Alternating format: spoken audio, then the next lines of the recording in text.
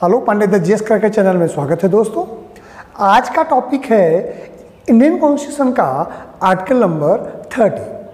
दोस्तों, मौलिक अधिकार के प्रमुख अनुच्छेदों में आर्टिकल 30 का भी प्रमुख स्थान है, जिसमें यह बताया गया है कि शिक्षा संस्थाओं की स्थापना और प्रशासन करने में अल्पसंख्यक वर्गों के अधिकारों का वर्णन किया गया है। दोस्तों, आर्टिकल 30 और 29 यह भारत में अल्पसंख्यकों को मुख्य रूप से शक्तिशाली करने के लिए प्रदान किया गया है।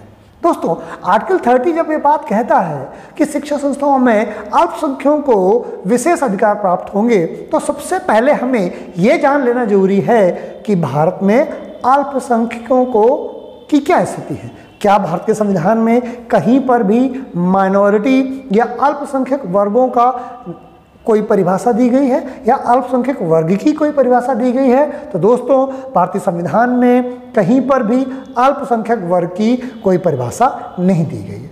फिर हम अल्पसंख्यक वर्ग को निर्धारित कैसे करते हैं? भारत में सर्वोच्च न्यायालय ने अल्पसंख्यकों को निर्धारित किया है तथा यह बताया है कि इस देश में जो जनसंख्या 50% से कम है वो अल्पसंख्यक है। अर्थात इस देश में हिंदुओं के सिवाय जितने भी धार्मिक संप्रदाय या पंथ हैं वो सब अल्पसंख्यक हैं।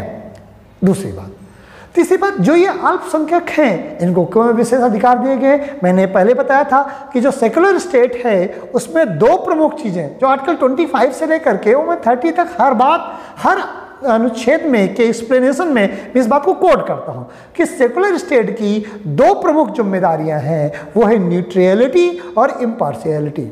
दोस्तों, 29 और 30 को प्रूव इसलिए ही बनाया गया है कि ये प्रूव किया जा सके, ये सिद्ध किया जा सके कि जो सेकुलर स्टेट है भारत में वो उसमें न्यूट्रलिटी और इम्पार्शियलिटी को कितना प्रमुख स्थान दिया गया है। अंतःकरण से इस देश की जो बहुमत जनसंख्या है वो न्यूट्रलिटी और इम्पार्शियलिटी को मानती है।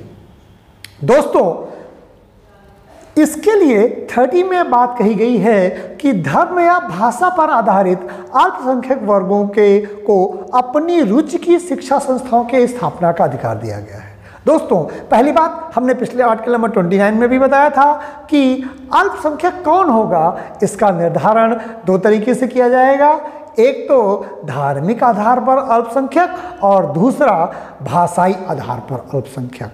दोस्तों, यहाँ पर शिक्षा संस्थाओं की स्थापना के लिए धार्मिक आधार पर या भाषाई आधार पर, दोनों आधार पर लोगों को माइनॉरिटीज माना जाएगा और वह अपनी एजुकेशनल संस्थाओं की स्थापना कर सकते हैं।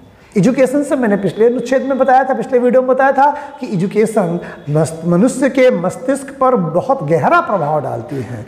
तो भारत में प्रावधान किया गया कि कोई यह ना कह सके कि धार्मिक आधार पर जो अल्पसंख्यक हैं या भाषाई आधार पर जो अल्पसंख्यक हैं, भारत की बहुमत जनसंख्या ने उनको उनके विकास से रोका है। चाहे वो एजुकेशनल विकास हो, चाहे वो कल्चरल डेवलपमेंट हो, चाहे वो जो है रिलीजियस डेवलपमेंट हो या रिलीजियस अधिकार हो, धार्मिक अधिकार। भारत में इस तरह के अधिकारों का वर्णन सभी के लिए किया गया है। दूसरा, जो 30+2 में एक बात और बताई गई है कि अगर राज्य किसी एजुकेशनल इंस्टीट्यूशन को हेल्प करता है, सहायता प्रदान करता है, तो उसको इस आधार पर कोई व्यक्ति या राज्य भेदभाव नहीं कर सकता है कि वह अल्पसंख्यक वर्गों का स्कूल है या अल्पसंख्यक वर्गों के शैक्षणिक संस्थान है।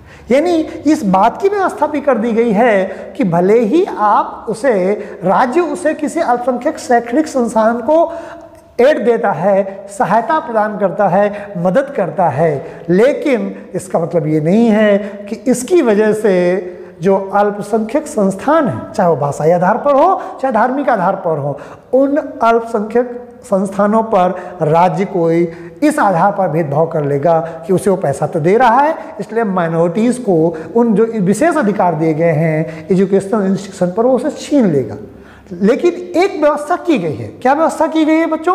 दोस्तों, यह व्यवस्था की गई है कि अगर कोई माइनॉरिटी का इंस्टीट्यूशन है और उसको राज्य निधि से पोषित है, राज्य निधि के द्वारा उसे मदद प्रदान की गई है, तो क्या होगा, जो सरकारें हैं, राज्य सरकारें हैं या केंद्र सरकार है, वह उस अल्पसंख्यक इंस्टीट्यूशन के एडमिनिस्ट्रेशन में हस्तक्षेप कर सकता है, प्रशासन पर हस्तक्षेप कर सकता है कि किस तरह के, या जो शिक्षक भर्ती किए जाएंगे उनकी शैक्षणिक योग्यताओं पर वो कुछ कैप लगा सकता है कि किस तरह के, किस योग्यता के प्रोफेसर्स, टीचर्स या शिक्षक नियुक्त किए जाएंगे, उनकी क्या क्वालिफिकेशन होगा, उनके वेतन और भत्ते अलाउंसेस क्या होंगे और एडमिनिस्ट्रेशन में कैसे कार्य कर रहे हैं, इस पर तो अधिकार राज्य सरकार का हो सकता है या कुछ नियंत्रण हो सकता है। लेकिन जो माइनॉरिटीज एजुकेशनल इंस्टीट्यूशन है उसमें इस्टेब्लिश करने का अधिकार माइनॉरिटीज़ के पास होगा, उसके मैनेजमेंट का अधिकार भी माइनॉरिटीज़ के पास ही रखा जाएगा, तथा माइनॉरिटी में मेजॉरिटी का कितने % स्थान सुरक्षित किए जाएं यह भी तय करने का अधिकार स्थान और उस एजुकेशनल शैक्षणिक संस्कृति की प्रकृति पर निर्धारित होगा, उसके नेचर पर निर्धारित होगा। यह है, अब मान लीजिए कोई ऐसी एजुकेशनल शैक्षणिक संस्थान स्थापित की गई है जहाँ केवल धार्मिक शिक्षाएं दी जाती है, तो वहाँ पर माइनॉरिटी को रिजर्वेशन देने का कोई मतलब नहीं है। लेकिन अगर कोई माइनॉरिटी एजुकेशन संस्थान है और वहाँ साइंस एंड टेक्नोलॉजी और विज्ञान और कला की शिक्षा दी जाती है, तो वहाँ पर मेजॉरिटी के लिए स्थान सुनिश्चित कर दिया जाएगा। जैसे कि अलीगढ़ मुस्लिम विश्वविद्यालय, वहाँ पर मेजॉरिटी रिलीजन के लोगों के लिए भी एक निश्चित स्थान तय कर दिए गए हैं कि इसमें मैक्सिमम तो माइनॉरिटीज़ के लोग ही पढ़ेंगे, लेकिन इतने % लोग, कुछ निर्धारित % लोग मेजॉरिटी रिलीजन के होंगे और वो भी उसमें पढ़ेंगे। इस तरह से दोस्तों, भाषाई और धार्मिक अल्पसंख्यकों को आर्टिकल नंबर 30 के आधार पर विशेष एजुकेशनल संस्थान स्थापित किए जा सकते हैं। माइनॉरिटीज़ के लिए वो रिलीजियस और कल्चरल हो सकते हैं, वो विज्ञान और कला के भी हो सकते हैं, साइंस और आर्ट के भी हो सकते हैं। दोस्तों, आर्टिकल नंबर 29 और 30 इस प्रकार माइनॉरिटीज़ को सुरक्षित करते हैं, माइनॉरिटीज़ के अधिकारों को सुरक्षित करते हैं तथा माइनॉरिटीज़ को वो रिस्पेक्टफुल जीवन मिले, उसकी व्यवस्था भी 25 से लेकर 30 को अगर मिलाकर पढ़ते हैं तो हम समग्र रूप से ये बात जानते हैं कि भारत दिल से अपनी माइनॉरिटीज़ को सम्मान करता है, उनको प्रोटेक्ट करता है, न केवल प्रोटेक्ट करता है बल्कि उन्हें पुष्पित और पल्लवित होने के अनेक मौके देता है। कभी कभी ये मौके मेजॉरिटी के ऊपर भी दिखाई देने लगते हैं, लेकिन हमने, यानी इस देश की मेजॉरिटी जनता ने तय किया था कि हम माइनॉरिटीज़ को जरूर अधिकार प्रदान करेंगे तथा अगर इसके बदले में हमें कोई, यानी मेजॉरिटी को कोई सेक्रीफाइस करना है तो सेक्रीफाइस भी करेगा। और इस तरह से भारत न केवल लीगल आधार पर, न केवल कॉन्स्टिट्यूशनल आधार पर, बल्कि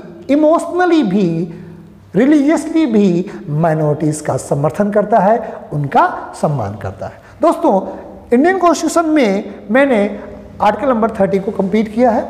इसके बाद आर्टिकल नंबर 32 को लेंगे। 31 राइट टू प्रॉपर्टी वेनिस हो गया है, वो 300A में जाता है।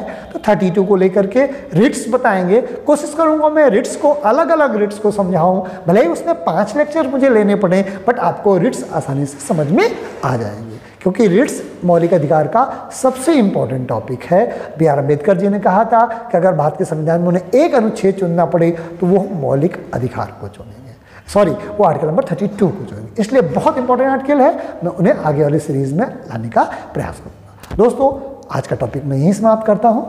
नेक्स्ट वीडियो तक के लिए जय हिंद।